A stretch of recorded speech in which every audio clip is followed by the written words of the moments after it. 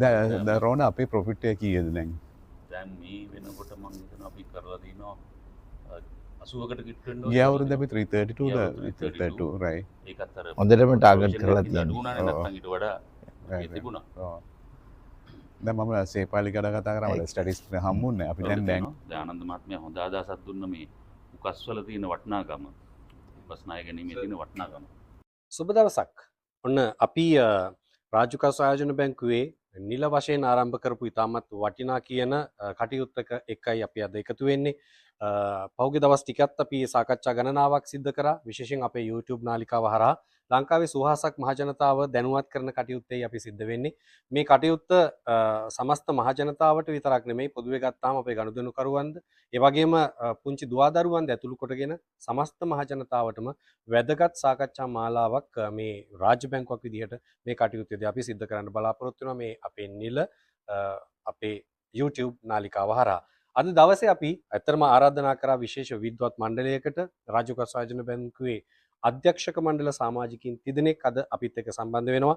විශේෂයෙන් අධ්‍යක්ෂ ආනන්ද මැතිතුමා, ඒ වගේම අධ්‍යක්ෂ රෝහණ මැතිතුමා, ඒ වගේම අධ්‍යක්ෂ ජබීර් මැතිතුමා. මේ ප්‍රධාන විද්වත් කණ්ඩායම, ඒ වගේම මගේ හිතාදර මගෙත් එක්කම මේ කටයුතු දමිළ බසින් මෙහෙවීම සඳහා අපි ආරාධනා කරා අපේ බැංකුවේම ප්‍රධාන කළමනාකාරවරයෙකුටත් අපි ග්‍රේෂන්ට ආරාධනා කරා අද දවසේ මේ සමබරතාවය මේ ඊටම ආදරණීය සාකච්ඡාවට එකතු වෙන විදිහට.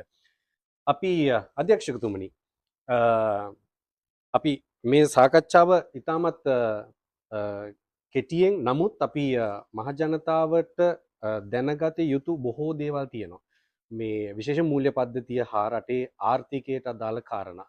අපි ලංකාවේ පළවෙනි රාජ්‍ය බැංකුව විදිහට දැනට අවුරුදු 85කට එහා දෙවන්ත අත්දැකීම් සහිත 95කට එහා දෙවන්ත අත්දැකීම් ගණනාවක් සහිත බැංකුවක් විදිහට අපිට යුතුයකමක් තිබෙනවා මහජනතාවට විශේෂ කාරණා ගණනාවක් එක්ක ඔවුන්ව දැනුවත් කිරීමේ කටයුතු කරන එක.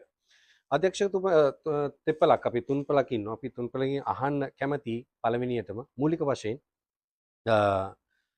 අපි රටේ පොදු මහජනතාව ගත්තොත් එහෙම විශේෂයෙන් අපි ණය පද්ධතිය වගේ දෙයක් ගත්තාම සමහර කෙනෙක් ඉන්නවා මූල්‍ය පද්ධතියට සම්බන්ධතාවයක් නැතුව සමහර වෙලාවට අපේ රටේ සමහර ජන කොටස් ඉන්නවා සමහර වැඩිහිටි ප්‍රජාව ඉන්නවා ඒ වගේම සමහරලාට ළමයි ඒ වගේම ටීනේජර්ස්ලා මේ කණ්ඩායම ඉන්නවා මූල්‍ය පද්ධතියත් එක්ක තාම සම්බන්ධතාවයක් නැති. අධ්‍යක්ෂතුමා මේ අපේ ආනන්ද මෙතුමා මොකද්ද මේ වෙනුවෙන් අපිට කියන්න පුළුවන් අදහසක්? මම පළමුවෙන්ම එතනම ස්තුතිවන්ත වෙනවා විකුම් මහත්මයාට අපිට මේ වගේ අවස්ථාවක් ලබා දීම ගැන. ඒ වගේම ඉතාම සතුටුයි අපේ දැන් අධ්‍යක්ෂකවරයා ගොඩාක් දෙනෙක් මම හිතන්නේ 90ක් විතර අලුතෙන් අවුරුද්දක් නැත්නම් අවුරුදු එකමාරක් විතර ඇතුළත තමයි මේක උකස් බැංකුවට සම්බන්ධ වෙලා තියෙන්නේ. ඒ සම්බන්ධ වෙලා ඉන්න ඔක්කොම අධ්‍යක්ෂකවරු බොහෝම පළපුරුදු අය.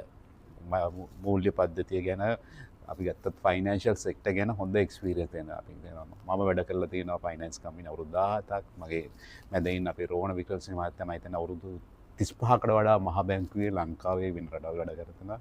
ඒ වගේම ජබීර් මහත්මයාත් එහෙම තමයි බොහොම පළපුරුදු අධ්‍යක්ෂකවරයා. මෙතන නැති අයත් ඒ වගේ. ඉතින් ඇත්තටම අපිට මේ වගේ අවස්ථාවක් දීප ගැන පළමුවෙන්ම විකුම් මහත්මයාට ඒ වගේම තමයි රාජ්‍ය උකස් බැංකුවේ කළමනාකාර සම්පූර්ණ ජෙනරල් මැනේජර් අතුරු සියලු දෙනාට අපි ස්තුතිවන්ත වෙනවා.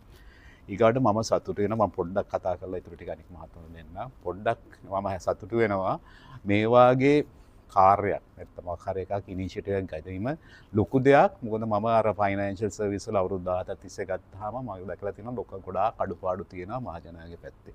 ඒගොල්ලන්ට මේ මොනවද ෆයිනෑන්ෂල් සර්විස් වල තියෙන ප්‍රොඩක්ට් අපි කියන එක එක જાති නා කාර් ගත්තොත් අපි දන්නා කාර් වල එක එක බ්‍රෑන්ඩ් තියෙනවා. ඒ වගේ මිනිස්සුන්ට අවබෝධ තිබ්බට මේ ෆයිනෑන්ෂල් කියන අයිටම්ස් මොනවද තියෙන ප්‍රොඩක්ට් ගැන අවබෝධයක් නැහැ හරියම. හැමෝම දන්නේ මොනවා හරි ඇවිල්ලා බැංකුවක ඉතිරි කිරීමක් දානවා නැත්නම් ස්ථාවර තැන්පතක් ගන්නවා ණයක් ගන්නවා ලීසින් ගන්නවා. හැබැයි ඒව අතරතුර තියෙන ගොඩාක් එක එක වෙනස්කම් තියෙන ප්‍රොඩක්ට්ස්. ඉතින් ඒ ගැන අවබෝධයක් මම හිතන්නේ මේ ගන්න මේ අපි ආරම්භ කරන ව්‍යාපෘතියේ මහජනතාවට හොඳ අවබෝධයක් දෙන්න පුළුවන් කියන හැකියාවක් තියෙනවා කියලා මම ඒක ආශිර්වාද කරන හැකියාවක් අපිට ලැබෙයි කියලා. හොඳයි. ඒක හොඳ ප්‍රවේශයක්. අපේ රෝහණ අධ්‍යක්ෂකතුමා ඒ වගේම ජබීර් මැතිතුමනි අපි විශේෂයෙන්ම මූල්‍ය පද්ධතියත් එක්ක සම්බන්ධ වෙන ප්‍රජාව සමහර වෙලාවට මේ කියපු අපේ ආනන්ද මැතිතුමා කියපු ඒ කාරණාව ඇත්ත. සමහරලාට රාජ්‍ය ප්‍රතිපත්ති යටතේ අපි ලබා දෙන මහජනතාවට ලබා දෙන විශේෂ මූල්‍ය පහසුකම් සම්බන්ධයෙන් අවබෝධය ප්‍රමාණවත් මදි. මේ එතකොට අපි ඒ වගේ අවස්ථාවන් වලදී මොන වගේ දේවල්ද ඇත්තටම මහජනතාවගේ පැත්ත ගැන හිතනවා නම් අපි කතා කරන්න ඕනේ. ප්‍රවේශයක් දුන්න අපි ආනන්ද මැතිතුමා. ඊට අමතරව මේ විකුම් සහ විකුම්ගේ අණ්ඩායමට මම පුද්ගලිකවත් අධ්‍යක්ෂ මණ්ඩලය වෙනුවෙන් සුබ පතනවා මෙවැනි කටයුත්තක් ආරම්භ කිරීම ගැන. ඊට පුළුවන් අපේ විසිබිලිටි එක වැඩි කරන ගමන් විශාල ගණදුනුකාරන් ප්‍රමාණයකට අපිට යන්න ඉඩ පුළුවන් තියෙනවා. තමක් තියෙනවා. ඒ එක්කම මේකෙන් අපිට ලොකු දෙයක් කරන්න පුළුවන්. ඒ තමයි ජනතාවගේ නැත්නම් අපේ ගණදුනුකරුවන්ගේ පමණක් නෙමෙයි. අපේ ගණදුනුකරුවන් නොවන අයගේ පවා මේ ෆයිනෑන්ෂල් සෙක්ටර් එක ගැන තියෙන දැනුම ඊටම ඉහළ තලයකට ගේන්න පුළුවන් වෙන්න තත්ත්වයක් තියෙනවා. දැන් බොහෝ ආයතන මේ සෝෂල් මීඩියා වලට ගිහිල්ලා තමන්ගේ ව්‍යාපාර දියුණු කරගෙන තියෙනවා. ඉතින් එවැනි අවස්ථාවක ඔබතුමන්ලා මේ පටන් ගත්ත ක්‍රියාවලිය ඊටාම කාලෝචිත ක්‍රියාවලියක් කියලා තමයි මම හිතන්නේ. ඉතින් අපි මේ මාර්ගයෙන් බලන්න ඕන විශේෂයෙන්ම අපේ තරුණ පරපුර විතරක් නෙමෙයි අපේ වයසක කට්ටියක් ඉන්නවා මේ බැංකු ශාස්ත්‍රයට සම්බන්ධ වෙලා නැති කොටසක් තව. අපිට පුළුවන් වෙන්න ඕන මේ වගේ දේවල් වලින් ඒගොල්ලන්ව මේකට උනන්දු කරවන්න. මේ බැංකු වලට උනන්දු කරවන්න. දැන් මෙවැනි මාධ්‍යයක් තුලින් අපිට පුළුවන් වෙන්න ඕන අර රට පුරා හැමතැනම ඉන්න අයව ළඟට ගෙන්න ගන්න. ඉතින් ඕක කරන්න පුළුවන් එක මාධ්‍යයන් තියෙනවා, එක ක්‍රම තියෙනවා. ඒව ගැන මම හිතනවා අපිට ඉදිරියේදී කතා කරන්න පුළුවන්. ඉතින් අර මූලිකව මට කියන්න තියෙන්නේ මේ අපේ රටේ ඉන්න ජනතාවගේ මේ ෆයිනෑන්ෂල් ලිටරසි එක වැඩි කරන්න හොඳම ක්‍රමයක් තමයි මේක. මේ තුලින් අපිට ඉදිරි කිරීම විතරක් නෙමෙයි කොහොමද පරීක්ෂාකාරීව ණය ගැනීම කරන එක පවා මේ ජනතාව අතර අපිට පුරුදු කිරීමේ හැකියාවක් ඇති වෙනවා. ඒක තමයි මට කියන්න තියෙන්නේ මේ අවස්ථාවේදී. நன்றி ரோவான சார். ஜபீர் சார், இப்போ ஆனந்த் சார் ரோவான சார் சொன்ன மாதிரி நீங்கள் என்ன நினைக்கிறீங்க? இப்போ ஸ்ரீலங்காவை ஸ்பெஷலி பார்த்தா கிராமப்புற மக்கள், கிராமப்புற சமூகம் அவங்க வந்து பேங்கிங் செக்டருக்கு இன்வால்வ் ஆகிறது குறைவாக இருக்குது. அதோட இப்போ பாப்புலேஷனை பார்த்தாலும் நிறைய பேர் பேங்கிங் செக்டருக்கு இன்வால்வ் ஆக மாட்டாங்க. இதை பற்றி நீங்கள் என்ன சொல்கிறீங்க? அவங்கள என்கரேஜ் பண்ண என்ன நீங்கள் ஐடியா கொடுக்குறீங்க? முதல்ல நான் அந்த யூடியூப் சேனல் இன்றைக்கு ஆரம்பிக்கிறதை பற்றி என்னுடைய வாழ்த்துக்களை தெரிவிக்கிறதோட இது உண்மையாக ஒரு சிறந்த ஆரம்பம். எனது சகோதரர் டிரெக்டர் மாதிரி சொன்ன மூலம் சானந்த மிஸ்டர் விக்ரமசிங்க விக்ரமசிங்க சொன்னது போல் எஸ்எம்ஐபி பேங்க்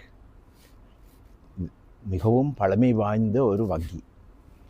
இது எல்லாருக்கும் நாட்டு மக்கள் விளங்கிக் கொள்ளணும். இது ஒரு அரசாங்கத்துக்குரிய வங்கி, அரசாங்கத்துக்கு சொந்தமான இந்த வங்கி.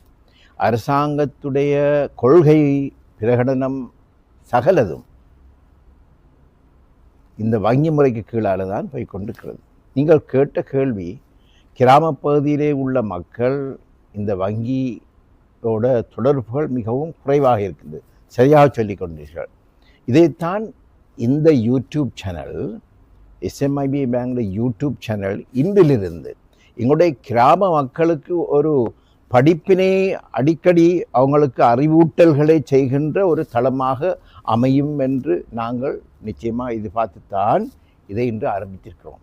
விக்குமும் நீங்களும் இன்றைக்கு ஆரம்பித்தது உங்கள் 2 பேருக்கும் நன்றி தெரிவிக்கிறதோடு எங்களையும் இந்த இந்த இந்த இந்த விசேஷமான நாளிலே அழைப்புகளுக்கு நன்றி கொடுத்து தொடர்ந்து நாங்கள் பேசிக்கொண்டு போகலாம். උකස් කරලා ණය ගැනීම ගැන ඒක ඊටම වැදගත් දෙයක් කියලා මම දකින්නේ. ඒක හුඟක් මිනිස්සු අතර ප්‍රචලිත වෙච්ච දෙයක්. නමුත් දැන් ඉන්නවා අපිට තව තරුණ පරම්පරාව. ඒ තරුණ පරම්පරාව අතර ඔය උකස් ණය ගැනීම කියන ඒවා ටිකක් තාම ප්‍රචලිත වෙලා නැහැ. නමුත් ඔය තරුණ පරම්පරාවේ තියෙනවා එක එක ආකාරයේ ව්‍යාපාර. ඒගොල්ලෝ ගොඩාක් මේ අලුත් දේවල් වලට කෙටි ක්‍රමවලින් සල්ලි හොයන තත්ත්වයට ඇවිල්ලා තියෙනවා. ඉතින් අපිට පුළුවන් නම් මේ අපේ YouTube මාර්ගයෙන් මේ උකස් ණයවල තියෙන වටිනාකම ඒගොල්ලන්ටත් ගෙනියන්න. ඒගොල්ලොත් ඔක දැනගන්නවා. ඒගොල්ලෝ ගාවත් තියෙනවා එක જાතිය දේවල් උකස් කරලා මේ මුදලක් අරගෙන තමන්ගේ ව්‍යාපාර දියුණු කරගන්න. ඊට අමතරව අපි මේ බැංකු ශාස්ත්‍රයේ තියෙන අනිත් ආයතන උනත් දැනගන්න ඕනේ තරුණ පරම්පරාවේ අවශ්‍යතාවයන් සහ හැකියාවන් අවබෝධ කරගෙන ඒවට අදාළ වෙන විදිහේ ණය ක්‍රම ක්‍රියාත්මක කරන්න. ඉතින් ඒක මම හිතනවා මේ ආණ්ඩුවත් ඒක සැලකිල්ලට අරගෙන ආණ්ඩුවේ ප්‍රතිපත්ති හරහත් ඒ ගැන සැලකිලිමත් වෙයි දැක්වීමක් කරයි කියන එක මම හිතනවා. දැනටමත් ආණ්ඩුව ඒ ගැන කරනවා සැලකිලිමත් වෙනවා. නමුත් ඒවා සාමාන්‍යයෙන් සමහර තැන්වල ප්‍රචලිත වෙලා නැහැ.